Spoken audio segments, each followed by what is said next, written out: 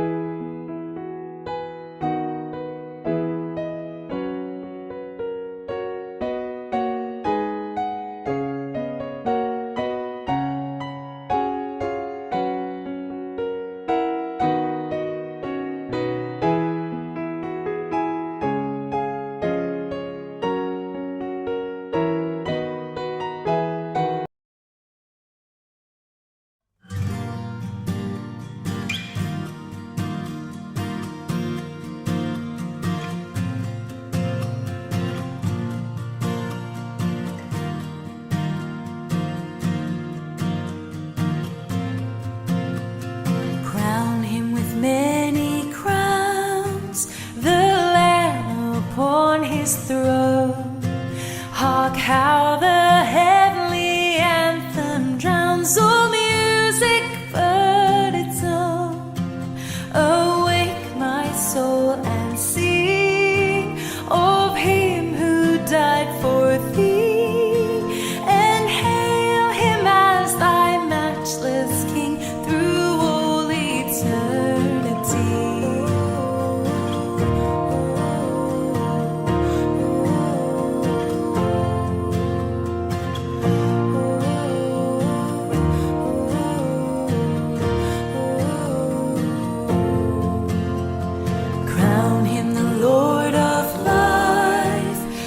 Triumphed o'er the grave and rose victorious in the strife for those he came to save. His glories now we sing, who died and rose on high, who died eternal life to bring, and lives that death may die.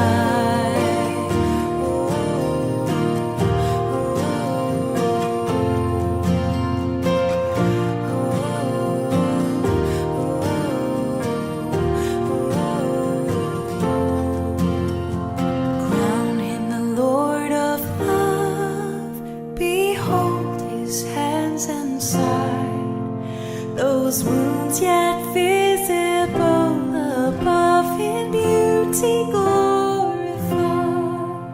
All hail, Redeemer, hail, for thou hast died for me. Thy praise and glory shall not fail throughout eternity. Crown him with many crowns, the Lord be glorified. Crown him with many crowns, the Lord be glorified. Crown him with many crowns, the Lord be glorified. Crown him with many crowns, the Lord be glorified.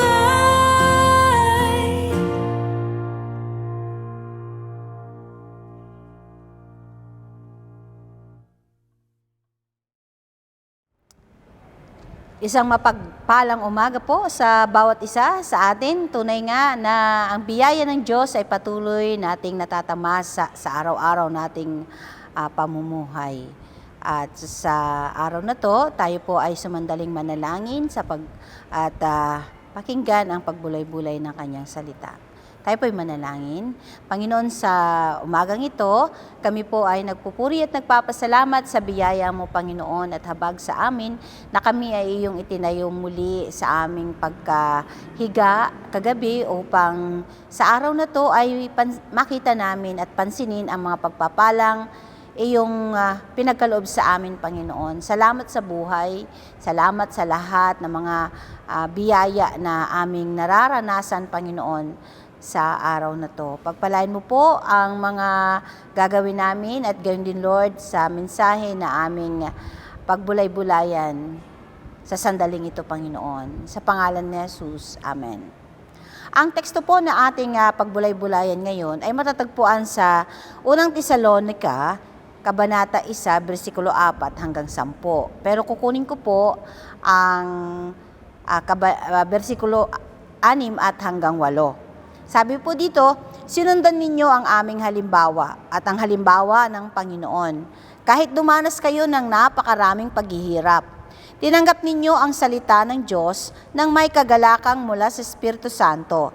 Kaya't naging huwaran kayo ng mga mananampalataya sa Macedonia at Akaya, sapagkat hindi lamang ang salita ng Panginoon ang lumaganap sa Macedonia at Akaya. Sa pamagitan ninyo, ang inyong pananampalataya sa Diyos ay nabalita rin sa lahat ng dako, kaya't hindi na kailangang magsalita pa kami tungkol dito. Napakaganda kung pagbabastihan natin ang salita ng Panginoon sa sulat ni Pablo.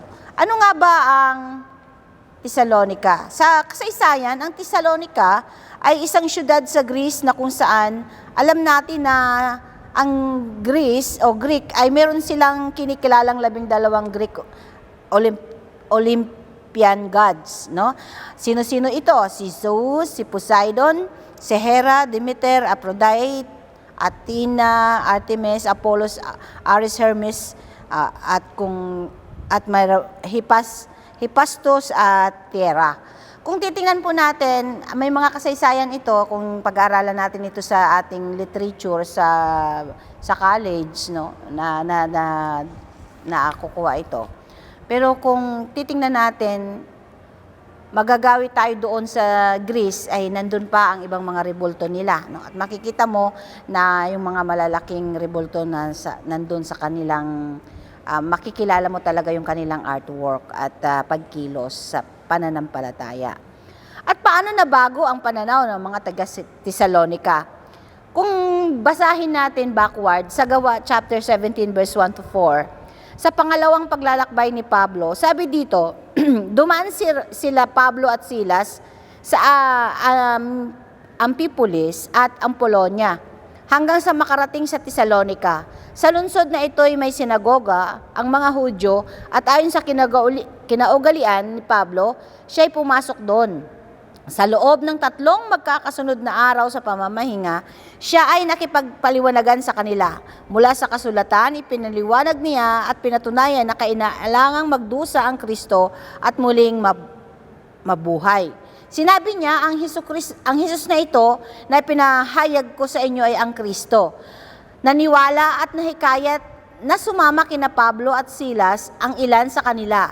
Gayon din ang maraming kababaihang kinikilala sa lungsod at ang napakaraming debotong Griego. Kung titingnan natin, iba yung pagkilos ng Banal na Espiritu doon sa panahon na yon, na kung saan makita nila na naramdaman nila kung paano ang pagbabagong nangyari sa panahon na yon. And then, back to the Thessalonican letters, ito yung sulat ni Pablo na ang rason ay mapalakas ang mga mananampalataya sa panahon na to. Ngayon, tingnan natin, no? At hanggang ngayon ay naging daan sila upang sila yung mga mananampalatayang nagpapalakas sa iba, sa mga bagong mananampalataya. Okay. Meron lang po akong ilang puntos dito na gusto ko pong ibahagi, no? Number 1 po, yung aking pagkaunawa dito ay number 1, Christians imitation. Mabasa natin dito sa sinabi ni Pablo na sinundan ninyo ang aming halimbawa at ang halimbawa ng Panginoon. Kahit dumanas kayo ng napakaraming paghihirap at tinanggap ninyo ang salita ng Diyos. Sa verse 6, no? Kung titingnan natin, practicing or yung imitation ay yung i-practice natin ng pagsunod sa example ni Jesus at katulad ng pamumuhay ni Pablo. Kung titingnan natin, si Pablo ay nag-iba rin yung kanyang pananaw nung panahon na na-encounter niya si Jesus nung siya ay naglalakbay patungo sa Damascus. At kung titingnan din natin, sinabi ni Pablo ni Jesus that sa John 13 verse 14, kung ako, ngayon sabi niya, kung ako nga, Panginoon at Guro ninyo, ay naghugas ng inyong mga paa, dapat din ninyong hugasan ang paa sa isa't isa. Binigyan ko kayo ng halimbawa upang inyong tularan. Ibig sabihin, imitate Christ. Let us, how we can imitate Christ? Sa pagsamba lang ba? Sa pagpupuri lang ba? Sa pagpapalakpak lang ba? Sa pagsasabi lang ba ng Alleluia, Amen? So, ano po ang dapat nating gawin? So, we need to spend our time doing things that glorify God and serve others. And then, sabi niya, live honorably among unbelievers. Ano ba yung unbelievers na to? Yung mga tao na walang panahon kay Lord, walang panahon sa Diyos. At ipakita natin na naiiba tayo sa kanila. Naiiba ka dahil meron tayong binagong buhay. And then, fulfill His purpose for our lives or for your life. Makita natin na ano ba yung purpose ng Panginoon sa buhay natin. Pagkatapos ng narinig natin ng Panginoon, may binago ba tayo? May binagong buhay ba tayo? At yung purpose niya sa buhay natin nag-iba. Di ba narinig nyo na minsan ang mensahe natin na turning Jesus 180 degree. No, 180 degree. Kasi kung 360, back to zero ka uli. Mag-start ka uli. Pero yung pagtalikod mo at yung 180 degrees na yan at yung 180 degree na yan na naiwan sa 360 degree, yun yung pagbabagong landas at pagtanaw na kung saan titingnan mo kung paano makita o paano ipinapakita natin at isa sa buhay yung salita ng Panginoon. Then, seek the good of others. Hanapin yung kabutihan ng ibang tao, hindi yung kahinaan ng ibang tao, ng ibang kapwa, no? Huwag nating tingnan yung puro kahinaan, puro kapangitan ang nakikita natin. Tayo ay nilikha ng Panginoon to appreciate God's creation, not to reject, 'di ba? Huwag nating tingnan na nilikha tayo para magkritik ng magkritik, kundi tanggapin natin, appreciate natin ang kagandahang ginawa ng Panginoon maging sa ating kapwa. Then, sabi nga dito to imitate Christ is to produce fruit. I-produce natin, mayroon tayong bunga. Kailangan tayong magbunga. Hindi magbunga ng katulad ng isang puno lang na wala, ano? Tayo ay isang mananampalataya. Tayo po ay nagsiselebrate ngayon ng 123rd anniversary ng church, ng ating St. Paul United Methodist Church. At nakikita ko po sa bawat interview ko sa mga nanay natin, sa mga tatay natin, sila, ang kanilang paghihirap, ang kanilang sacrifice para dalhin ang kanilang mga anak, mga apo, mga mahal sa buhay dito. At sila ngayon ay mahina na, sila ngayon ay nakaupo na lang, pakinig na lang. Ngunit yung kanilang dinadala dito noong bata sila o yung mga apo, anak nila, mga pamangkin nila, mahal nila sa buhay, sila na ngayon ang mga leaders ng iglesia. Ano po ang ibig ko sabihin? Sila na yung pumalit sa kanila na kung saan nagpapatuloy sa mensahe, sa salita at sa gawain ng Panginoon. Hindi po ba't napakaganda nun? So, imitate Christ, no?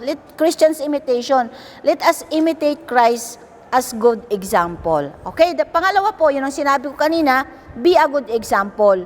Katulad ni Timothy, na sabi ni Pablo, no, sabi niya, huwag hayaang hamakin ka ng sinuman o ninuman dahil sa iyong kabataan. Sa halip sikapin mong maging halimbawa sa mga mananampalataya, sa iyong pagsasalita, pag-uugali, pag-ibig, pananampalataya at malinis na pamumuhay.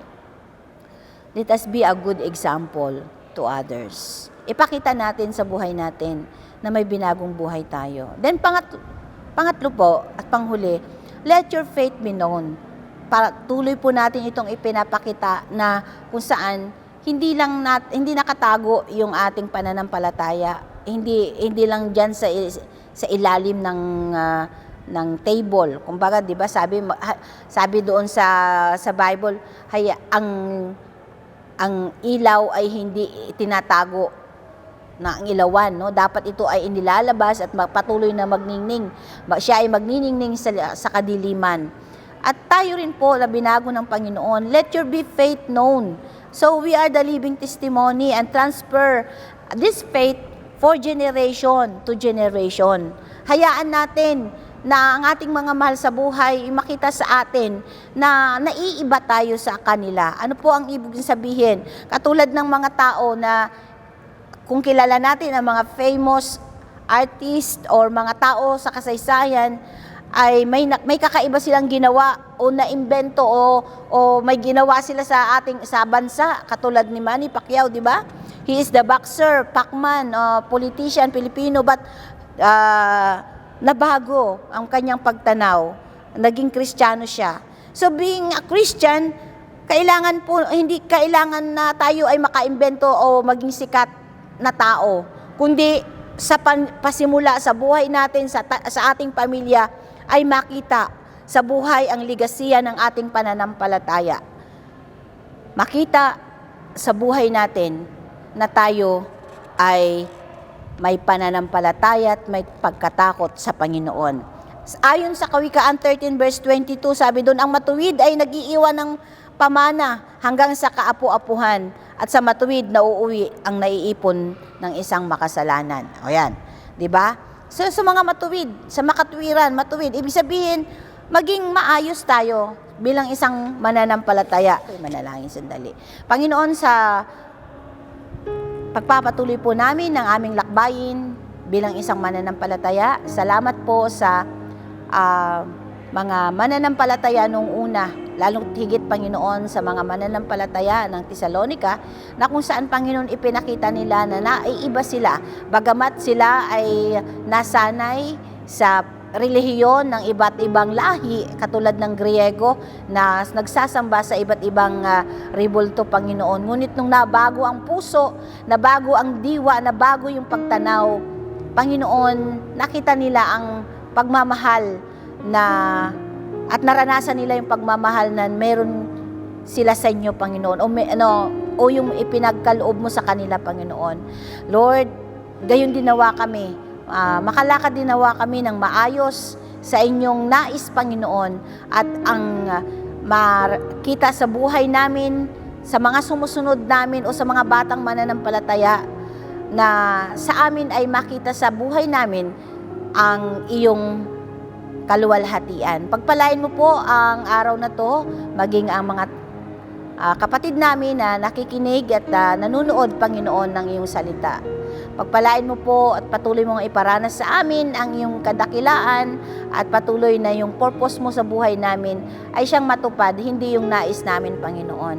Tinataas po namin ang iyong kaningningan sa buhay po namin. At sa buhay na ito, Lord, ikaw, O Diyos, ang patuloy na gumanap. Pagpalain mo po ang buong araw namin ito sa pangalan ni Jesus. Amen.